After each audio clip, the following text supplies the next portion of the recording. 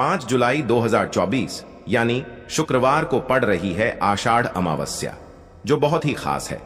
और दोस्तों, ये वो अमावस्या है जो कि आषाढ़ महीने में शुक्रवार को पड़ रही है। दोस्तों, इसी दिन किया जाने वाला पंडित जी द्वारा बताया गया एक लाल फूल और एक सफेद फूल वाले उपाय आप लोगों को जरूर करना चाहिए, क्योंकि दोस्तों ये एक ऐसा उपाय है जो कि हर दिन नहीं किया जाता। आषाढ़ महीने में जो अमावस्या आती है उसी दिन किया जाता है। अगर आप लोगों ने इस उपाय को नहीं किया है या किसी कारणवश नहीं कर पाए हो तो इस आषाढ़ अमावस्या के दिन इस उपाय से मत चूकना। दोस्तों देखिए, ये दिन इतना खास होता है, इतना महत्वपूर्ण होता है। देखा गया है कभी कभी बड़े बड़े पूजा पाठ अनुष्ठान से जो मनोकामना पूर्ण नहीं होती है, वह आषाढ़ अमावस्या के दिन एक छोटे से उपाय करने से ही आपकी मनोकामना पूर्ण हो जाती है। और बहुत सारे लोगों ने इस उपाय को किया भी है और उनको इस उपाय को करने का फल भी जरूर मिला है। अगर आप लोग भी इस उपाय को इस अमावस्या के दिन करना चाहते हैं तो आप इस उपाय को पहले अच्छे से समझ लेना, सुन लेना, उसके बाद करना। आपको इस उपाय का फल जरूर मिलेगा, आपकी सभी मनोकामनाएं पूरी हो जाएंगी। दोस्तों, हम आपको यहाँ पर बता दें कि यह जो एक लाल फूल और एक सफेद फूल वाले उपाय है, ये उपाय पंडित जी ने अपनी अभी की सीहोर की कथा में ही बताया है। और इस उपाय को करने से आपके घर में चाहे किसी भी प्रकार की दुख और समस्या क्यों ना चल रही हो, आपको उसका कारण भी नहीं पता है कि भाई ये समस्या किस कारण से चल रही है। उसका कुछ भी कारण हो सकता है, जैसे पितृदोष हो सकता है, काल सर्प दोष हो सकता है, या किसी भी तरह का मंगल दोष भी हो सकता है। और भी बहुत तरह के दोष होते हैं, कुछ भी हो सकता है। पर आपको इस उपाय को करने के लिए अपने दोष को पता लगाने की भी जरूरत नहीं है। आपके घर में किस कारण से इतनी दुख और परेशानी आ रही है, वह भी आपको पता लगाने की जरूरत नहीं है। बस शुक्रवार को अमावस्या के दिन इस उपाय को कर लेना, क्योंकि इसी एकमात्र उपाय को करने से आपके पूरे घर परिवार में सुख और शांति हो जाएगी। आपके घर में अच्छे अच्छे काम होने लगेंगे। आपकी जो भी मनोकामना होगी वह भी धीरे धीरे करके पूर्ण होना शुरू हो जाएंगी। अब हम समझते हैं इस एक लाल फूल और एक सफेद फूल वाले उपाय को आपको करना कैसे है, किसको करना है, किस समय करना है और कैसे करना है। देखो, उपाय बिल्कुल आसान है, बस समझने वाली बात है। ध्यान से समझिए, उसके बाद ही आप लोग जो है इस उपाय को जरूर कीजिएगा। सबसे पहली चीज हम लोग ये समझते हैं कि इस एक लाल फूल और एक सफेद फूल वाले उपाय को इस आने वाली अमावस्या के दिन किसको करना है। तो देखिए, इस उपाय को घर के सभी सदस्यों को करने की बिल्कुल भी जरूरत नहीं है। घर में से कोई एक मुख्य बड़ा सदस्य ही इस उपाय को करेगा, तो उस घर परिवार के सभी सदस्यों को इस उपाय को करने का फल मिल जाएगा। पर वो बड़ा सदस्य कौन होगा, कौन व्यक्ति इस उपाय को करेगा? तो यहां पर देखिए, हम आपको बता दें, घर की जो बड़ी माताएं बहनें होंगी, घर की बड़ी माताओं बहनों में से कोई भी एक माता बहन इस वाले उपाय को कर सकती है अपने पूरे घर परिवार के लिए। घर में सभी सदस्यों को इस उपाय को करने की जरूरत नहीं है। मात्र घर की जो बड़ी माताएं बहनें हैं, उनमें से कोई भी एक माता बहन इस वाले उपाय को करेगी तो उसके घर परिवार के पूरे सदस्यों को इस उपाय का फल मिलेगा। अगर किसी कारणवश माताएं बहनें घर में उपस्थित ना हो या वो इस उपाय को ना कर रही हो, कुछ दिक्कत हो, तो भाई उस जगह पर फिर घर का कोई बड़ा व्यक्ति भी इस उपाय को कर सकता है। माताओं बहनों के कहने का मतलब ये था कि माताएं बहनें घर की लक्ष्मी होती है। जब घर की लक्ष्मी कोई उपाय करती है तो निश्चित ही भगवान शिव जी बहुत जल्दी प्रसन्न होते हैं और उपाय का फल में बहुत जल्दी और बहुत बड़ा करके भी यहाँ पर देते हैं। तो आप लोग ये बात समझ गए होंगे। अब हम ये बात समझते हैं कि इस वाले उपाय को हमें करना किस समय है। एक लाल फूल और एक सफेद फूल वाले उपाय को हमें अमावस्या के दिन करना किस समय है। तो देखिए, इस उपाय को करने का जो समय है, सुबह का समय भी है और शाम का समय भी है। अब देखिए, यहां पर हम मुख्य रूप से सुबह का समय नहीं बोलेंगे, क्योंकि देखिए, ये जो अमावस्या तिथि है और आप सभी लोग जानते हैं अमावस्या के दिन का प्रदोष काल का मतलब शाम का जो समय होता है ना, इस दिन भगवान शिव जी का सबसे प्रिय दिन होता है। तो आप लोग इस एक लाल फूल एक सफेद फूल वाले उपाय को सुबह के समय भी कर सकते हो और शाम के समय प्रदोष काल में भी कर सकते हो। सुबह के समय अगर कर रहे हो तो 10 या फिर 11 बजे तक भी अगर उपाय करोगे तो भी आपको उपाय का फल मिलेगा। वही अगर शाम के समय कर रहे हो तो इस दिन जरूर शाम के समय का ध्यान रखना कि शाम के 6 बजे से लेकर 7 बजे के बीच में अगर आप इस उपाय को कर सकते हो तो बिल्कुल कर लेना, पूरी कोशिश करना। पर अगर किसी कारणवश इस समय के बीच में ना कर पाओ तो रात 8 बजे तक भी अगर आप उपाय को करोगे तो आपको उपाय का फल जरूर मिलेगा। ये बात आपको समझ आ गई कि आप इस उपाय को सुबह और शाम दोनों समय कर सकते हो। मतलब करना आपको एक ही समय है, घर में से किसी एक ही बड़े व्यक्ति को करना है, पर एक ही बार इस उपाय को करना है, दोनों समय नहीं करना है। आपको जो समय अच्छा लगे आप उस समय पर इस वाले उपाय को कर सकते हैं। तो चलिए जानते हैं इन विशेष उपायों के बारे में। लेकिन उससे पहले जो भी मेरे भाई मेरी प्यारी बहनें आज चैनल पर पहली बार आए हैं या मेरी आवाज आज पहली बार सुन रहे हैं, अगर आप भी महादेव के सच्चे भक्त हैं तो वीडियो को लाइक और चैनल को सब्सक्राइब जरूर कर लें और कमेंट बॉक्स में लिखे हर हर महादेव, ओम नमः शिवाय। देखो, अब सबसे महत्वपूर्ण बात आती है कि इस उपाय को हमें करना किस लिए है। जैसा कि हमने अभी आपसे बोला कि इस उपाय को करने के बाद आपके जीवन में बहुत सारी खुशियां आएंगी, आपकी मनोकामनाएं पूर्ण होंगी, आपकी धन की समस्या दूर होगी, आपकी पैसों की समस्या दूर होगी। अब देखिए, अगर आप लोग सोच रहे हो कि भाई हमें अपना घर बनाना है पर घर बनाने के लिए पैसा नहीं है, हमें गाड़ी लेना है पर गाड़ी लेने के लिए पैसा नहीं है, हमें जमीन लेना है पर जमीन लेने के लिए पैसों की कमी पड़ी डीडीएच रही है। अगर ऐसी ही दिक्कत, परेशानी या किसी भी तरह की धन से जुड़ी हुई समस्या या पैसों से जुड़ी हुई समस्या अगर आपके जीवन में चल रही है तो यह उपाय निश्चित ही आपके जीवन में बहुत सारे फल लाकर दे सकता है। इसीलिए अगर आपके घर में बहुत ज्यादा दिक्कत, समस्या, परेशानी चल रही है, धन से जुड़ी हुई, पैसों से जुड़ी हुई, धन की बहुत ज्यादा कमी आ रही है, पैसों की बिल्कुल आवक नहीं हो रही है, तो भाई आप लोगों को इस वाले उपाय को जरूर करना चाहिए, घर में से किसी एक भी बड़े व्यक्ति को। अब इस उपाय में करना क्या है, वो सबसे पहले हम लोग जान लेते हैं उपाय की सामग्री। हम लोग सबसे पहले जानते हैं कि इस उपाय में किस किस चीज की आवश्यकता पड़ेगी। तो देखिए, उपाय का नाम तो एक लाल फूल और एक सफेद फूल वाला उपाय है, पर इस उपाय में कुल मिलाकर 4 सामग्री हमें लगने वाली है, जो कि पंडित जी ने खुद सीहोर वाली कथा में बताया है। और जो हम आपको उपाय बताते हैं वो पंडित जी द्वारा बताए गए होते हैं, अलग से हम कुछ भी नहीं बताते हैं। तो यहाँ पर हम लोग समझते हैं कि इस उपाय की सामग्री क्या है। तो देखो, उपाय की जो सामग्री है वो 4 सामग्री है, जिसमें से सबसे पहली सामग्री है एक बेलपत्र। देखो, बेलपत्र क्या होती है? बेलपत्र जो शिव की शिवलिंग पर चढ़ती है।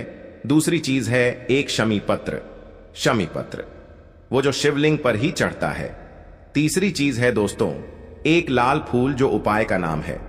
तो एक यहां पर आपको लाल फूल लेना है। अब ये लाल फूल कौन सा लेना है? देखो, शिवलिंग के ऊपर जो लाल फूल चढ़ता हो उनमें से कोई भी एक लाल फूल पसंद कर लेना और वो कहीं से तोड़कर या कहीं से खरीद कर लेकर आना और उस लाल फूल को उपाय में प्रयोग कर लेना। उसके बाद में एक सफेद फूल का विशेष रूप से ध्यान रखना। जो सफेद फूल शिवलिंग पर चढ़ता हो सिर्फ वही सफेद फूल लेकर आना, इसके अलावा कुछ मत लेकर आना, लेकिन केतकी का मत लेना। तो एक एक मात्रा में ही आपको ये चारों सामग्री चाहिए, एक बेलपत्र, एक शमी पत्र, एक लाल फूल और एक सफेद फूल। ये चारों सामग्री आप लोग तैयार करके रख ले।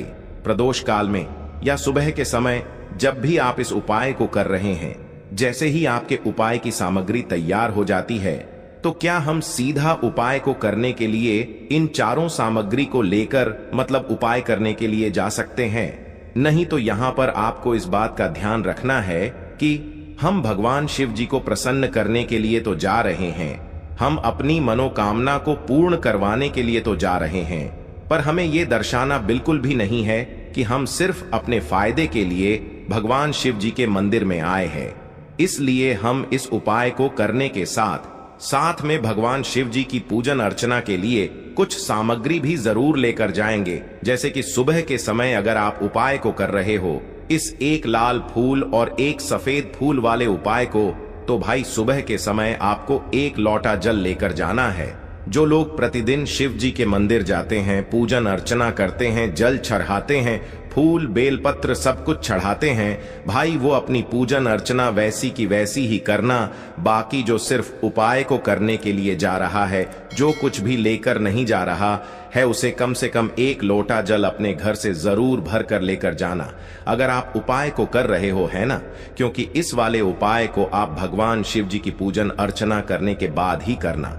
वहीं अगर बात करें शाम के समय की, अगर कोई व्यक्ति शाम के समय प्रदोष काल में इस वाले उपाय को कर रहा है, तो भाई आपको मात्र 1 घी का दीपक तैयार करना है। ये बात हम हमेशा बोलते हैं। शाम के समय प्रदोष काल में कोई कर रहे हो ना, तो दीपक का विशेष महत्व होता है। अमावस्या के दिन का प्रदोष काल में जो भी व्यक्ति दीपक जलाता है ना भगवान शिव जी के मंदिर में, भाई उसके जीवन से सारी दुख और परेशानियां भी दूर होती हैं। तो भाई इस दिन दीपक का विशेष रूप से ध्यान रखना आप लोग। अगर आप इस उपाय को शाम के समय प्रदोष काल में कर रहे हो, है ना, ये जो दीपक आप लोग लोगे, ये आटे का लोगे। जो आटा आप गूंद दोगे उसके अंदर कुछ भी मत डालना, मात्र साधा आटा लगाकर उसे तैयार कर लेना और 1 मीडियम साइज का दीपक तैयार कर लेना। वो दीपक ना ज्यादा छोटा हो ना ज्यादा बड्ढा हो, है ना। उसके बाद में दीपक आपका तैयार हो जाए तो इसके अंदर जो बत्ती रखोगे वो गोल बत्ती रखोगे। देखो गोल बत्ती भी 2 तरह की होगी, एक बाजार की और एक घर वाली। तो कोशिश करना अपने घर में जो रुई रखी हुई है, उस रुई से आप लोग 1 गोल बत्ती अपने ही हाथों से बनाओ। उपाय का फल अच्छा मिलता है। भगवान शिव जी जल्दी प्रसन्न होते हैं। जब हम किसी भी उपाय को अपने हाथों से परिश्रम करके तैयार करते हैं, तो आपको उस दीपक के अंदर 1 गोल बत्ती रख देनी है। इसके अंदर जो चीज आप लोग डालोगे वो डालोगे, लोगे वो डालोगे। शुद्ध देसी गाय का घी, इस बात का विशेष रूप से ध्यान रखना, शुद्ध देसी गाय का घी ही डालना है, तेल वगैरह नहीं। आज के दिन तो मत डालना, अमावस्या के दिन, क्योंकि भगवान शिव जी का सबसे प्रिय दिन और प्रिय समय पर हम लोग इस वाले उपाय को कर रहे हैं। तो थोड़ा सा शुद्ध देसी गाय का घी इतना डालना कि वो दीपक कुछ समय तक चल सके ना। बाजार वाला मिलावटी घी डालना, न भैंस का घी डालना। शुद्ध देसी गाय का घी आपको ढूंढने में थोड़ी मतलब मेहनत लगेगी और महंगा भी मिलेगा, पर गाय के घी से भगवान शिव जी प्रसन्न होते हैं और उसी शुद्ध देसी गाय की घी से घर में बरकत भी बनी रहती है और हमारे घर में सुख शांति भी बनी रहती है। इसलिए इस शुद्ध देसी गाय का घी को अपने घर में हमेशा रखा करो। वो भगवान शिव जी के कार्यों में भी उपयोग में आता है और उपायों में भी हम लोग प्रयोग कर सकते हैं। तो यहां पर आपकी सारी तैयारियां हो चुकी हैं। उपाय को करते समय शुद्धता का विशेष रूप से ध्यान रखिएगा।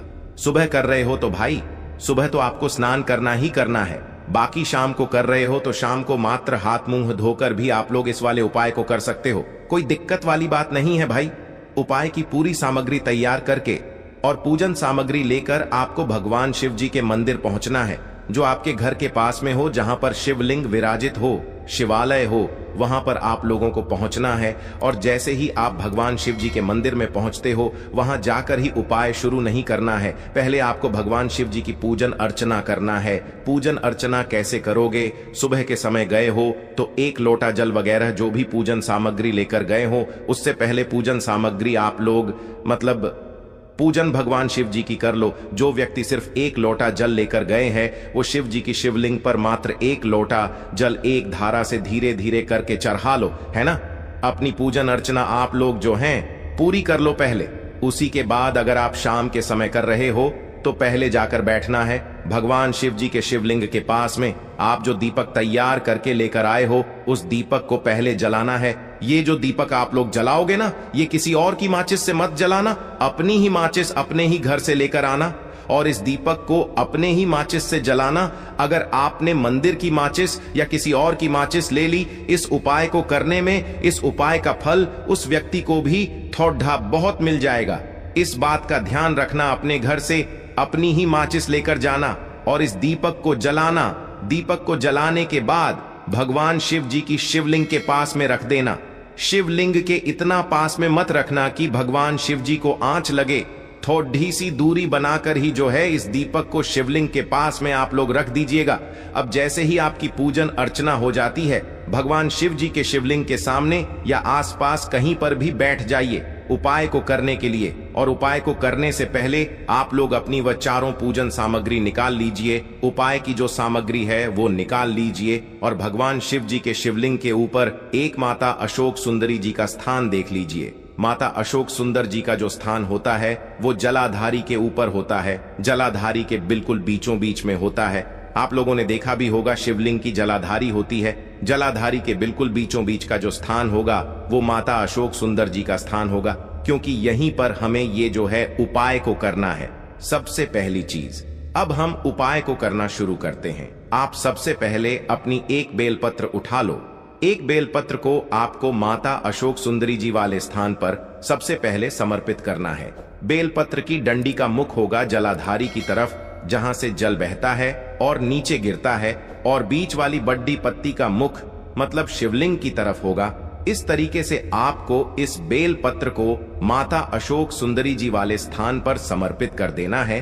उसके बाद में अपनी एक शमी पत्र उठा लो जो आप उपाय के लिए लेकर आए हुए हो।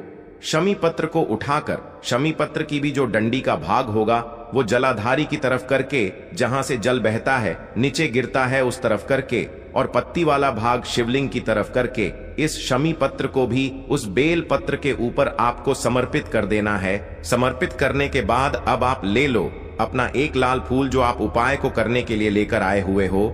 इस लाल फूल का जो खिला हुआ भाग होगा, चाहे वो गुलाब का फूल हो, चाहे कोई सा फूल जो शिवलिंग पर चढ़ता हो, भाई उस फूल का जो खिला हुआ भाग होगा वो शिवलिंग की तरफ होगा।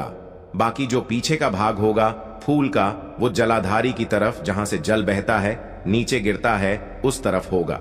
और आखिरी में आपका जो एक सफेद फूल बचा हुआ है, इस सफेद फूल को भी आपको लेना है, और सफेद फूल का जो खिला हुआ भाग होगा वो शिवलिंग की तरफ होगा, जहां पर शिवलिंग रखा हुआ है उस तरफ होगा, और डंडी का भाग जलाधारी के पीछे की तरफ हो जाएगा। मतलब जो जहां से जल बहता है और नीचे गिरता है, जब आप लोग एक बेलपत्र, एक शमी पत्र और एक लाल फूल, एक सफेद फूल चढ़ा रहे हो, तो उस समय आप लोगों को कांता भगवान या कांता चक्र का नाम लेते हुए ही जो है इस उपाय को करना है, और भगवान शिव जी और नारायण जी का स्मरण करते हुए ही इस उपाय को आपको करना है।